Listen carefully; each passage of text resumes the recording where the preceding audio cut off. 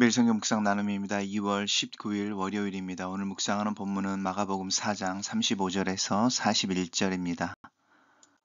본문을 읽습니다. 그날 저물 때에 제자들에게 이르시되 우리가 저편으로 건너가자 하시니 그들이 무리를 떠나 예수를 배에 계신 그대로 모시고 가매 다른 배들도 함께 가더니 큰 광풍이 일어나며 물결이 배에 부딪혀 들어와 배에 가득하게 되었더라.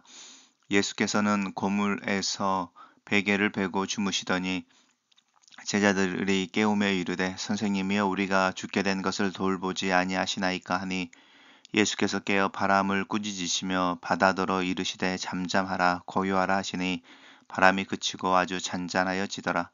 이에 제자들에게 이르시되 어찌하여 이렇게 무서워하느냐 너희가 어찌 믿음이 없느냐 하시니 그들이 심히 두려워하여 서로 말하되 그가 누구이기에 바람과 바다도 순종하는가 하였더라. 오늘의 본문은 광풍을 잠잠케 하시는 예수님에 대한 이야기입니다. 그날 저물 때에 예수께서 이르시되 제자들에게 우리가 저편 건너편으로 가자 이야기하십니다. 이제 갈릴리호수가 보통 인간의 심장의 모양을 가지고 있다 이제 이렇게 이야기하는데요. 이제 갈릴리 호수가 이제 위가 좀 더 넓고 아래가 작은 이제 이런 형태로 되어 있다고 생각해 보십시오. 가버나움이라고 하는 곳에서 건너편으로 가는 거니까 이제 동편으로 가는 거죠. 이렇게 갈릴리를 건너가려고 하시는 겁니다. 그렇게 건너갈 때에 예수님이 배에 계셨다라는 걸 강조하고 있습니다. 예수를 배에 계신 그대로 모시고라고 이야기하고 있습니다. 이 말은 이미 예수님께서 배에 타고 제자들과 함께 있고 무리들을 가르치셨다. 이제 이런 의미, 이런 것들을 암시하기도 합니다. 또 그렇게 가고 이제 다른 배들도 함께 간다고 하는 것은 예수님을 쫓아오는 다른 무리들, 사람들이겠죠. 그렇게 가는 중에 이제 큰 광풍이 일어났다. 네, 큰 이제 바람을 이야기하는 거니까요.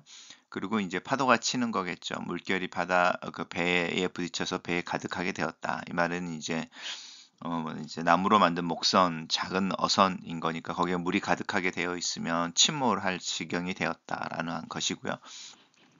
예수님은 건물이라고 하는 곳에 큰 베개를 베고 주무셨다라고 하는 부분인데 아마 앞쪽에 배의 앞쪽에 이제 사람이 오고 또 가고 이럴 때 이제 짐을 실는 곳이 있는데 약간은 또 평평한 곳이죠. 좀 높고 그곳에서 피곤하셨던지 주무시고 계셨던 것 같습니다. 이것 또한 예수님이 우리들과 동일한 육체를 가지고 계시다는 증거 중에 하나이기도 합니다.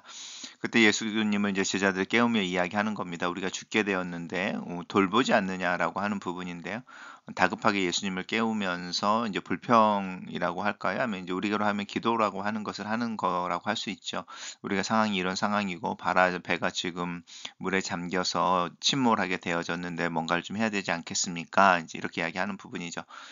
예수님께서 바람을 꾸짖으십니다. 이제 광풍이었으니까 먼저 이제 바람을 꾸짖게 되는 것이고요. 그리고 이제 잠잠하고 고요하라라고 하는 부분은 바람이 멈추게 되면 자연스럽게 일어나는 부분인데 바다더러 바람을 이제 이렇게 이야기하는 부분이고 잔잔하여졌다라고 하는 부분입니다. 그리고 이제 예수님께서 제자들에게 이야기하시는데 어찌하여 이렇게 무서워하느냐라고 하는 부분입니다. 왜냐하면 예수님이 계시는 것이니까요.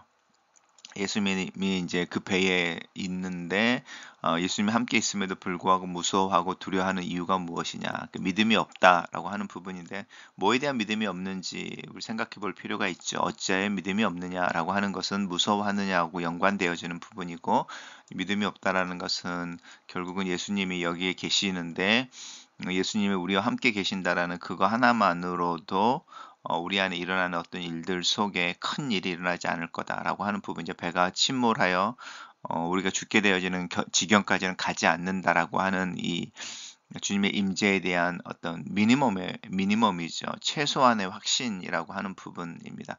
예를 들어서 어떤 목사님이 이야기하시기를 우리가 뭐 큰 일, 어려움을 당해봐야 죽기밖에 더 하겠느냐. 우리가 죽는다면 그리고 죽는다면 우리가 천국밖에 더 가겠느냐 이제 이렇게 이야기하는 부분이죠. 근데 그 우리가 믿음이 주어지는 우리가 큰 확신이라고 하는 부분인데 그게 미니멈처럼 깔려 있죠. 우리가 죽기밖에 더 하겠느냐, 죽으면 천국밖에 더 가겠느냐라고 말하는 부분입니다. 그 기본적인 신뢰라고 하는 부분이 이 믿음이 없다라고 하는 것에 밑바닥에 깔려 있다고 할 수 있습니다.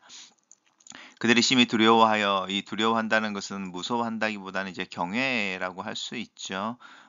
그리고 그가 누구이기에 바람과 바다도 순종하는가? 이 말은 좀 충격입니다. 왜냐하면 예수님의 기적과 또 파워, 또 가르침 이런 것들을 경험해 오면서 여전히 그가 누구이기에라고 질문을 던지고 있다라는 것은 참 아이러니한 현실이기도 합니다. 단락을 요약해 보겠습니다. 갈릴리 동편으로 건너가는 중에 큰 광풍을 만나서 배에 물이 가득하게 되었을 때 예수께서 바람과 바다를 잠잠케 하신다. 이렇게 정리해 봤습니다.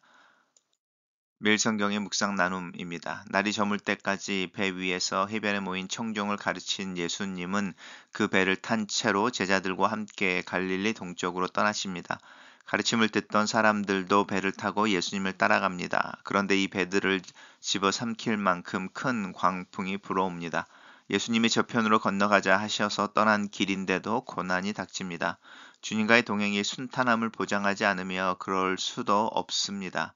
도리어 세상이 미워하는 예수님 때문에 안 당해도 되는 고난을 당해야 하고 치르지 않는 희생의 대가를 지불해야 하는 경우도 있습니다. 하지만 예수님과의 동행 때문에 고난을 당하는 것, 그것을 우리는 이길 수 있는 이유, 바로 그것은 예수님이 우리와 함께 동행하기 때문입니다. 깨어질 듯 위태로운 배 안에서도 우리가 믿음을 지킬 수 있는 것은 그 배에 예수님이 타고 계시기 때문입니다. 예수님은 물이 차오르는 배 안에서도 곤히 주무십니다. 해가 질 때까지 가르치셨으니 많이 고단하셨을 것입니다. 창조주로서 할 일이 다 끝나기까지 아무 피조물도 자신을 어찌할지 못할 것을 아셨기에 곤히 주무실 수 있었을 것입니다.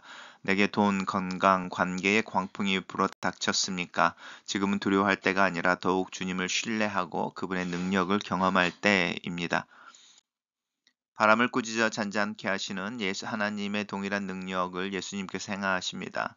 또한 제자들을 꾸짖어 그들의 믿음 없음을 지적하십니다. 제자들은 예수님을 믿어서 이겨내야 했지만 그 작은 믿음마저 광풍 앞에서 포기되고 맙니다. 우리 앞을 가로막는 장애물은 언제든지 하나님께서 해결해 주시지만 그렇다고 자동으로 믿음이 생기는 것도 우리 안에 있는 불신이 함께 사라지는 것은 아님을 기억해야 합니다.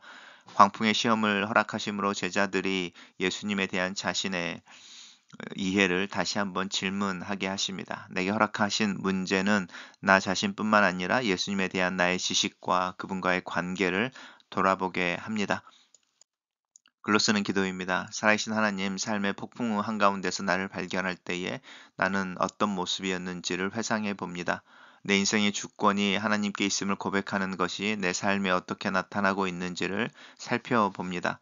하나님을 하나님으로 인정하는 믿음과 예수님을 그리스도로 고백하는 신앙이 내 삶을 영원이라는 바다 깊은 곳에 닻을 내릴 수 있게 하시고 폭풍 속에서 오히려 하나님을 만나고 내 신앙을 점검하고 묵묵히 하나님 앞에 있을 수 있도록 내 믿음을 붙잡아 주시옵소서. 예수님 이름으로 기도합니다. 아멘.